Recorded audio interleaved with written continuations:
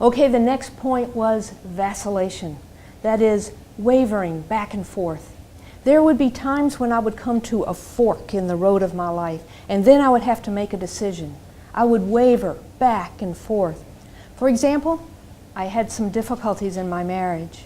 I remember I would stand at the fork in the road and I'd look in one direction and I'd say, things have gotten really bad. Nobody should have to put up with this stuff. I'm going to get a divorce. Then I'd look at the other side and I'd say, oh, but I really love him. We've had all those years together, all those years invested. I'm going to keep trying to make it work. Then I would look at the decision I had to make and I would base my decision on which path offers the least pain. I'd look at the decision to get a divorce and I'd say, well, let's see. I'd have to meet a whole new social circle and I'd probably start dating again. I knew there'd be new feelings of insecurity. I knew there'd be new forms of loneliness. I'd probably have to fill out my own income tax forms and I didn't know how to do that. So there was pain involved in that decision to get a divorce. Then I looked at the other side and I said, well, I'll stay in this marriage and I'll keep doing my part and I'll keep trying to make it work. But I knew there was pain involved in that decision too. There were real struggles there. I think that being in relationships is the hardest thing that we do.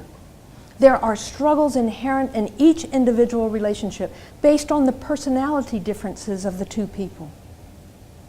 In addition, we grapple with the differences between men and women, especially in our society. The expectations of what it means to be masculine or feminine are blurred beyond recognition. I struggle to become the type of woman that I think God calls me to be. I want to learn how to be soft but not weak, to be competent but not tough, to be strong but not cruel. I see some men grappling with a similar difficulty, how to be strong but not dominating, how to be tender but not weak. All of us face these difficulties, for we are all dealing with relationships in one way or another. Some of us are struggling with a relationship. Others of us are running away from relationships. Either way, relationships shape our lives. When I decided to stay in my relationship and make it work, I hoped that it would get better, and fortunately it did. But realistically, I knew that it might be a while before it got better. It was going to be really rough to work through our issues. There was no doubt about it. It was going to be painful to stay in my marriage.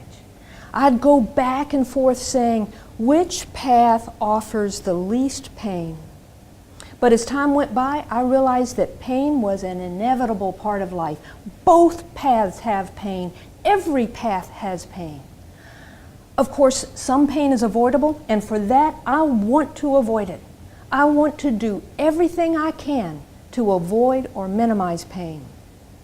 Much of the pain in my life was caused by my own inappropriate behavior or attitudes, unhealthy living patterns. As I discovered ways to change those, I minimized a great deal of the pain in my life. But in the meantime, no matter how much I change, there will still be some unavoidable pain in life. When I realized that there would be pain either way, it freed me from the compulsion to choose the least pain. There is going to be pain either way. I might as well accept the pain.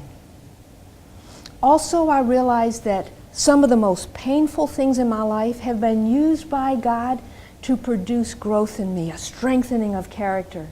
That realization also freed me from a fear of pain.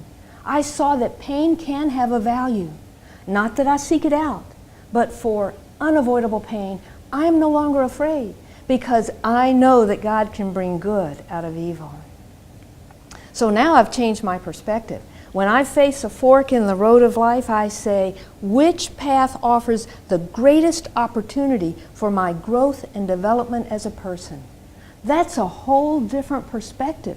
It's not based on fear. It's based on moving into opportunity. The avoidance of pain is a reaction to pain. The choice to move into growth is an action that I take. I don't want to just react. I want to act. See, there's the active and passive again. The active choice is always more fully human.